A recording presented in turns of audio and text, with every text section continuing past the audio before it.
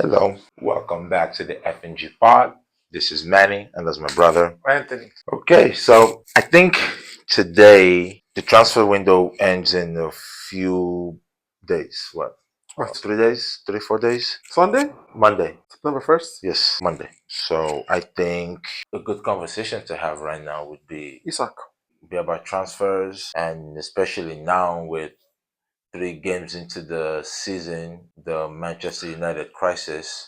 That's definitely something. It's far from a crisis. I agree with you. If you looked online, you would think the world was falling. Yeah, it's far from a crisis. So I agree. I think I might take a few minutes to actually explain everything. Maybe I should have maybe even done this part by myself, right? Because I want to really articulate and paint and try to help folks understand that what's going on right now in a way how it's supposed to go if you're going to rebuild a footballing institution. Yeah. So It's still Grimsby. it's not about Grimsby. This is not about Grimsby. I don't care. I don't care I about know it's not Grimsby. about Grimsby, No, but this I is not don't about care the Grimsby. situation your club should be in. You shouldn't even be struggling with Grimsby.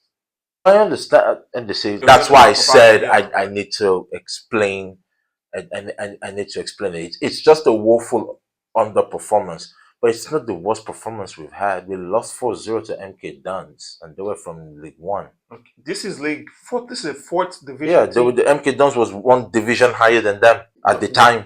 Okay. Yeah. So, and we lost 4-0. Okay, that was not that. They're not a League Two team or They League were Three. they were a division higher than this is League Two is fourth division. EFL Coca-Cola League One, League Two.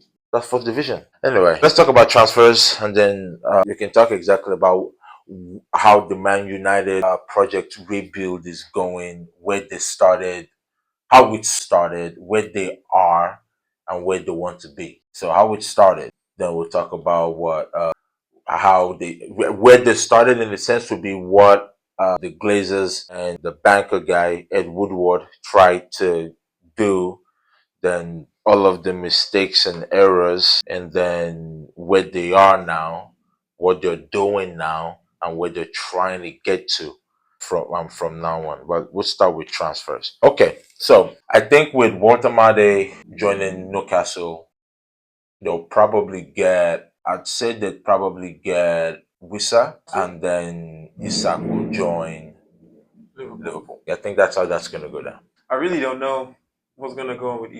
Isak is gonna join Liverpool. They're not just gonna. He only has 4 days to put it up. He's gonna, I think Liverpool's ready to bid for him. At least that's what the reports are saying. They're ready to bid for him. So I think he'll join them. I do like the signing though. Walter Madi to Newcastle. Yes, I mean it fits the profile. They like really big strikers, and if you look at the Premier League run, everybody's got big strikers. With Shesko, with United, and Haaland, and Gyökeres, and Delap, and Isak, and Ekitike, and Larson. So has Jimenez. so it's big Mateta. strikers. So yeah, so they needed that, and I think Wisa gives them an additional threat as well. Yeah, I think that's Liverpool's gonna be fine, but I still think they're gonna do a deal For Mark. I think they'll do a deal for Gehi. I think that's gonna happen. They'll do a deal for Gehi. And then they're gonna move Van Dijk to the right side. I mean, Gehi can also plays left. Can also play left center back. And now they'll move Van Dijk to right now. Van Dijk plays left. Yeah, but Gehi only plays right now. Gehi plays right. Yeah, Gehi only plays right now. Who plays left for Crystal Palace? And when Van Dijk first got to Liverpool, he played on the right. He played right centre back, and then he moved to the left centre back, which makes sense because he wanted to open up his passing range and let him be able to get the crossfield diagonal. So that's fine too. But yeah, but the thing is, Gay has played both sides. Even in the back three, he's played centre and right, and he's even played left. I think won the game against Brentford last season. He played left centre back, so he can play both sides. I guess United would dominate the headlines for this video because of just kind of where they are and what they're trying to do. So transfers, there was news about Kobe Mino asking for a loan, but they turned it down, saying he has to stay and fight for his place in the squad. So I think speaks a lot of. I think that's a sign for me that they're going to back Ruben, right? I also think that it was very emotional yesterday, which he has a tendency to be. He's an emotional coach. He cares. Yeah, he cares a lot. So he's an emotional guy. So that's normal. I think he was really emotional.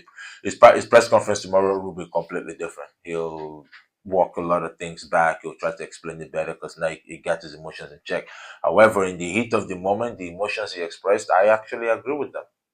I don't think he overreacted about any Honestly, I means. don't think he overreacted. I think it's I just agree. I very agree with him. honest. I really It's a agree very with him. painful thing.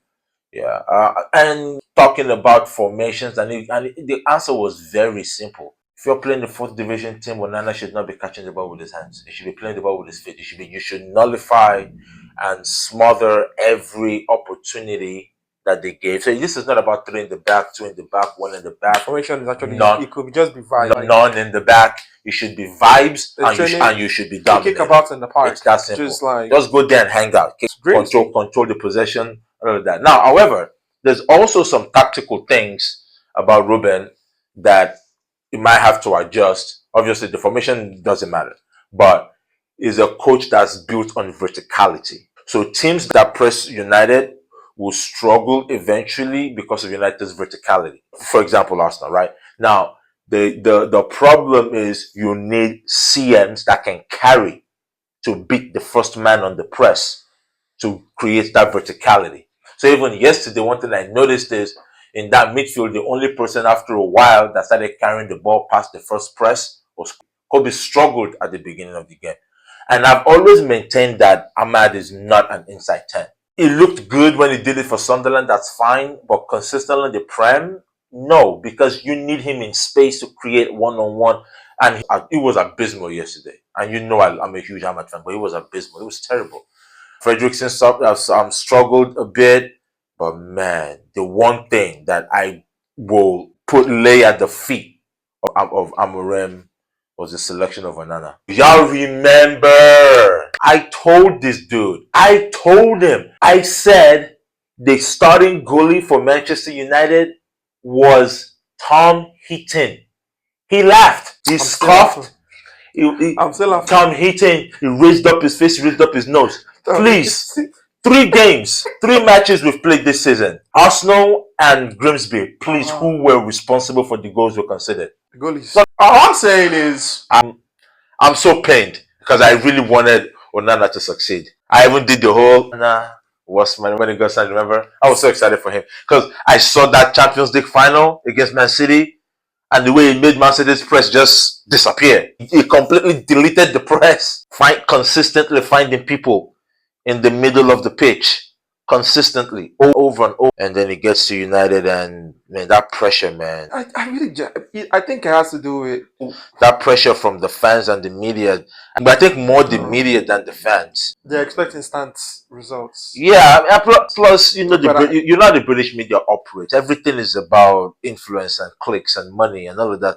If you talk about anybody else, nothing. You talk about Man United, money, right? Yeah. So, but United needs to find a way to protect their players. yes, I agree, and I think one of the best ways to do it would be for Ineos to actually come out and back the manager. You come out, you back the manager. You let both the players and the media know that this guy is here to stay. So it doesn't matter whatever you do. It doesn't matter whatever you print, whatever you say, whatever you write, that you would rather let him run his contract to 0 before you fire him.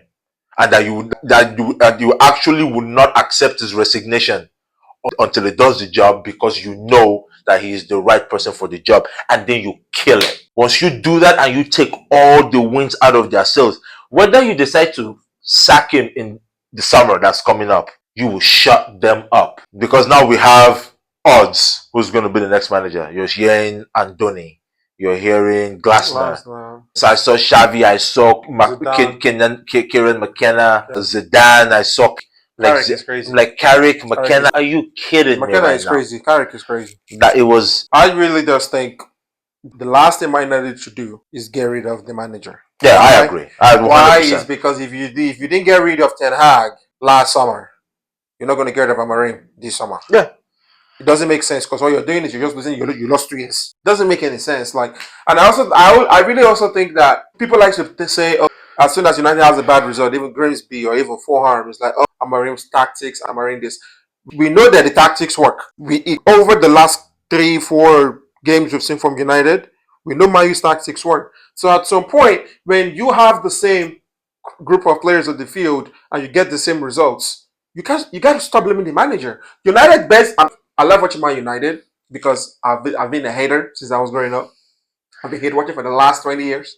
He's hate watched all his life because I've been my waiting for the dad last was a 20 Man years. United fan. I'm a Man United fan. Our youngest brother was a Man United fan. He just wanted to hate just because he could. That's the only reason that he's not a United fan. Dad, and even my mom I don't too. like following the crowd.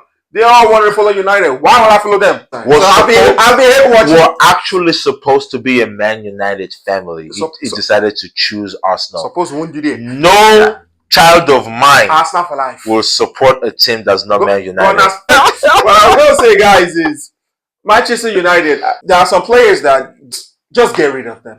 I think United, this is my opinion, I think United hierarchy, they're so worried about financial losses that I think they should just close their eyes. They can afford to lose the money. They're Manchester United. I think it's too pronged. I think when we talk about the club hierarchy, we're lumping Ineos with the Glazers. And that's why I said we should actually break it down from the top and begin. So, quick story time. Ineos buys Man United with over more than $500 million loan in debt. Sir Alex Ferguson is still manager of the club. Riddle him with all that debt. Take away all the money you could have used to play the midfield. I'm not sure how long you guys have been watching football, but you remember United's midfield has been a problem since after Carrick. Yes. Right? Mm-hmm. So we've had problems in midfield. We beat teams just because we had aura and teams feared us. We did not outplay.